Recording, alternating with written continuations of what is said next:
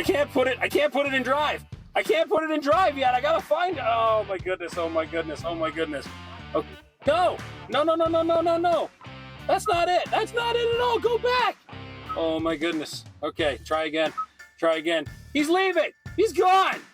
Welcome everybody to a really exciting episode of Livewire Review. We have a 2022 Tesla Model 3 long range, and we also have a 2023 Ioniq 6 long range. We're going to compare these cars, see what's different in the range, see what things are the same, and which one would you choose. Okay, we're going to do a walk around of both these cars and just see some of the things that we notice. I have driven both of these cars for a while, especially this one. I own this car. You're going to find that the handling is a lot tighter in this car than it is in the Ioniq 6. That one drives more like a couch. It's really comfortable, really quiet.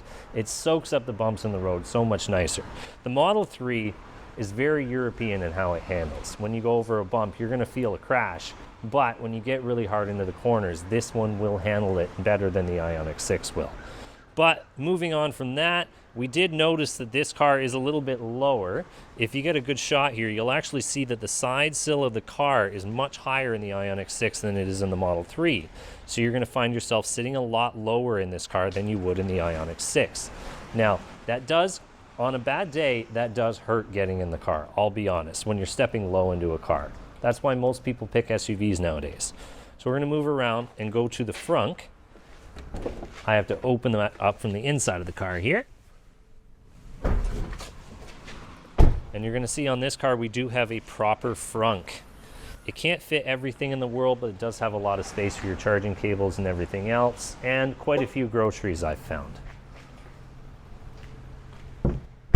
But unfortunately, you can't slam the hood on these ones. You have to close them gently. That is one thing I like about the Ioniq 6, is it opens like a regular car hood.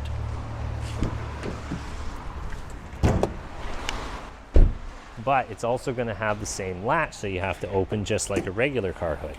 So the front up here isn't very big, but it is sealed the same way that the Tesla Model 3 is. About the only thing you're going to fit in here is maybe the charging cable from the back.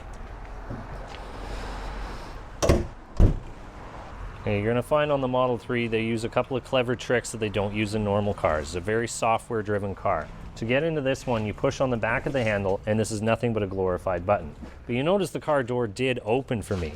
That's because my phone is paired to this car via Bluetooth, which means I don't need a key. I just open the door, get in, and drive it. Now this car has your standard system where you put your hand on the button in order to lock it and unlock it. And what I found is these door handles are backwards. Since I'm used to this car, I'm very used to pushing the back and holding the handle there. Whereas on this car, every time I go to get into it, it just doesn't feel good to my hand. I'm sure you get used to this over time though. So traditional car manufacturer is going to use all the same systems that you're going to find in other cars, whereas this one uses a Bluetooth system. Okay, we're going to talk a little bit about charging here. As we know, this one is an 800 volt charging architecture, so when you get to a 350 kilowatt station, it should charge 10 to 80% in about 18 minutes. Honestly, it's one of the fastest charging cars on the road. And you're going to find the charging port at the back here, just like you would find a gasoline fill on most cars. Now, I actually prefer when electric cars have that on the front, so when you can pull into a spot, when the cables are short, just plugs right in the front. You don't have to fumble around backing into your space, making sure this one is close enough. You'll find this car has exactly the same problem. It's on the back, but this one has a proprietary charge connector. When you back into the space for a Tesla, the charge cable is meant and designed for these cars, so it will always reach, but you do have to back into your parking space. Now, a Tesla Model 3 uses a 400 volt architecture. It's an older technology, but with a 250 kilowatt station, and honestly, I've been to 150 kilowatt stations, it only takes about 25 minutes to charge this car. And there's no credit cards you have to fumble with. It's just a lot easier to deal with. All you do is you plug it in and it starts charging. That's it. Okay, we are going to look at the trunks on these two cars. I'm going to start with the Ioniq 6 here because I was a little surprised when I opened up this trunk. It is fairly big, but honestly, after living with the Model 3, it's not that big for a car this size. This is like, I'd say, a mid-size to a full-size car nowadays. It has almost a 3-meter wheelbase to it, but they spent most of that time giving the passengers more room inside. You're going to find Matt almost fit inside here, so it is a decent-sized trunk, but this opening is not very big, and they do have a little section under here to put more stuff, but it's not very deep. So this is all you're going to fit in here. Large boxes are going to be a problem, but it should still fit all your groceries. Okay, and now we're on the Tesla Model 3. One of the things I really like about this car is we actually took this on a road trip to New Brunswick, Nova Scotia, PEI last year, and we were able to fit suitcases in here. We were able to fit a little archery set and a whole bunch of other stuff. We even had camping gear hanging off the back here. But it's very, very deep in here. And it just seems like it goes for days. Like I have to reach all the way up here just to get my umbrella or my snow brush out of here. Like it just fits. And they have a really, really, really deep well back here. So when you think you're out of space, you're not. There is a ton of space in the back of this car. Okay, we're going to start this comparison off in the back seat of the Tesla Model 3. One thing I really like about this car is because of the way they set up the safety structure of this, my head fits in the back seat of this car. Tall adults will not have a problem with this. Just for reference, I'm 6'1" tall. Now, the rest of it is a little different. It's got a perfectly flat floor. A tall adult can sit in the middle here because of the way they've cut out this console. My feet go underneath the seat here, so the Ioniq 6 is going to have a win in this area. But when it comes to sitting up top, it is going to fit very nicely in the Model 3. Okay, so just to compare to the Model 3, it's actually quite similar back here, but it has a lot of room in different areas. As you can see, there's tons of leg room, perfectly flat floor. There's a little bit of space here that you're going to run into your feet, but judging by the amount of room here, that's not going to be a problem. But again, the biggest caveat in the back of the Ioniq 6 is my head hits the roof. Everything else back here is really nice though. Okay, now we're going to talk about range. I'm not going to be able to cover everything today, but this one is rated for 581 kilometers, and that's only because it's a long range with rear wheel drive. This one is a long range all-wheel drive model, and it is rated for 576 kilometers. Now the real world is a different place than the rated range on these vehicles. You're going to find this one is going to have a highway range of around 478 kilometers, and that's from 100% down to 0%. I've driven this car on the highway at high speeds, and because of the drag coefficient, this one will probably do about 450 on 100% to 0%. Now there's a hidden buffer below that as well, so if you come up short, you'll still be able to make it to a charger. We're going to talk about power now. Now this one is a comfortable cruiser. This is the Streamliner, and this one sits in at about 225 horsepower, I believe. I'm going to put the proper figures down below. And this one is a range. I found figures around 361 horsepower to 368 horsepower. But where that's interesting is in the 0 to 60 numbers. This car in stock form does 0 to 60 in 4.2 seconds. This one does it in 7.4 seconds. So if you're going for speed, this one is the obvious choice. This one is just a lot more comfortable. Okay, we're coming to the end of this comparison. What I have found that this car is a lot more like an iPhone, and this one is more like an Android. This car, you just get in and drive it. You enter a destination in the GPS. It's going to route you to the place you want to go. It's going to take you to the charges you need to get to. Whereas this one, you're going to have to do a lot more planning. All right, so what is this thing about the nav? You've been telling me about it all day, and I am curious. What makes it so difficult? What's the problem with it? Okay, so we're going to take a small road trip here. You're going to head to Montreal. Okay. We're in Midland, Ontario. I'm sending Matt to Montreal. Okay. So I'm going to get in my car. I'm going to enter it in the GPS. I'm just going to go.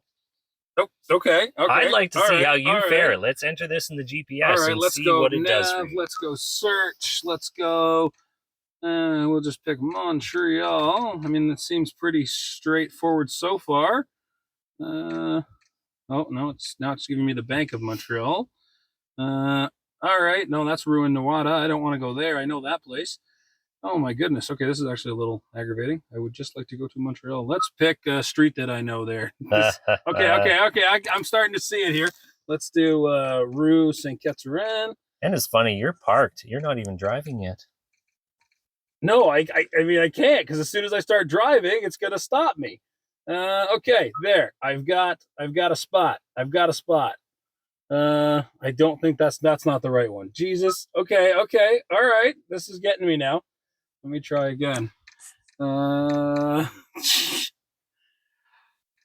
Okay. I'm getting it. You were saying that this is a little aggravating. But I am starting to see why here. And think you're not even halfway there. No. Oh my goodness. Oh my goodness. Okay, hold on. I'm gonna do a talk to text here. I need Blue Link to do this? I can't just talk to it? Oh my god. Activate now, I guess, sure. Oh no. I've done something really stupid here. Hold on. What is happening? What I'm trying to think of. Okay, forgive me, internet. I remember a really cool bar downtown Montreal I used to go to when I was 18. Cough, cough.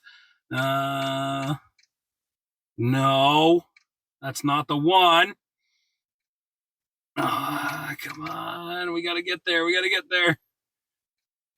You're not kidding. You'd be halfway out of Midland by now. My God. Yeah, and the best part is I can do it on the way. All I do is hit the button, say navigate to Montreal, I got and it will. I got it. Okay, so I got my bar. In Montreal. I'm Okay, set. now I'm ready. let's see this. It's 501 kilometers from here. 501 You know why I kilometers. picked that? Because you're probably going to drive on the highway to get there, aren't you? I would assume, yeah. Now, what was my estimate for the range on the highway? Oh, I don't remember. 400 and about 80 kilometers. Okay. Are you going to make it on one charge? I'm not going to make it on one charge. I'm going to have to stop. Okay, If I just hit go. how are we going to find charging here it stations is. for you Set now? as destination. No, I deactivate this pop-up. Go away. This isn't my car. I hope I didn't mess somebody up doing that, but we'll see. Yeah, sure. I agree. I don't care. Next. What is this? Oh my God. There we go. Okay. Set as destination. That's what I did, and then it calculating. tried to Now, make me is do this all going that to tell you stuff. where to charge on the way? Battery is Insufficient. insufficient. Okay, so Visit search charging station. stations. That's better than I expected, to be honest. But the problem with But these I have cars, to pick one. they're also going to route you through level 2 chargers on the way there. Like, look, we got Georgian College level 2s on the way here. Yeah, I see that. They're Or also just showing you AC what's wall close by. chargers, too. So let's do near destination and see what we come up with. Now, you actually have to know what you're looking at here to be able to pick this. I have to actually, okay, it does show plugs on the map. Which is handy. I'm glad this has gotten better. So if I go a little bit further in here, you can see it does show plugs, but I still would have to go through and find one. Yeah, and you got to find out if it's reliable because you're on the public network. So here you go. So currently, we're guessing 480, right? Was your estimate? Yep. Okay, so let's back up on the 401 here to let's go 4. There we go. We'll come across the bridges. So just before the bridges, that's going to be my spot. Let's see if I can find a charger around this area. No, I can't. Nope. So you're going to have to pull out your phone now, and you're going to have to open either a better route planner or PlugShare in order to find what you want. No kidding. Okay. And so now you got to do your research on PlugShare, find out which ones are working. And how far I can go and which ones are open. The car's not going to tell you. It's not going to tell you whether that charger is full or not. Okay. Well, that's not my favorite. So this is where I was favorite. talking about the Android versus iPhone thing. This car is very Android. If you go into EV, you're going to be able to see what everything is using, which is pretty cool. I don't get that in my car. That does show me that there's a charger in 2.5 kilometers at Tim Hortons, though. Yeah, but does it work?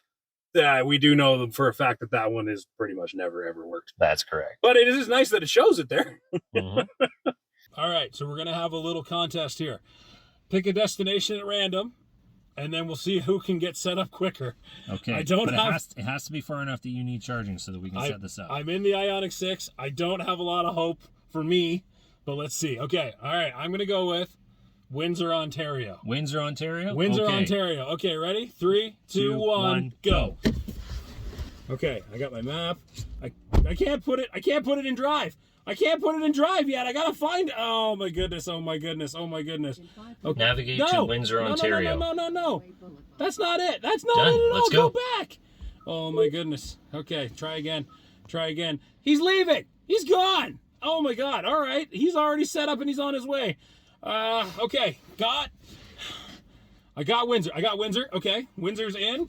That's great. But I gotta get my app out because I won't make it.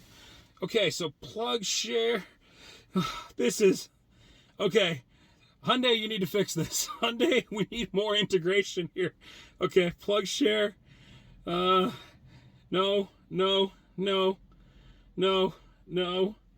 That one doesn't have what I need. Those ones are full. I mean, they won't be full when I get there. Okay, I have another destination I got to set as a wait. Okay, I'm just going to start driving. We'll stop somewhere.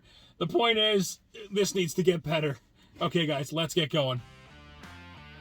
Hey guys, thanks for watching. Like and subscribe. I'd like to hear some of your comments. What do you think about these two cars? Which one are you going to choose? Are you going to go for a Tesla Model 3, or would you like a more traditional car with like the Hyundai Ioniq 6?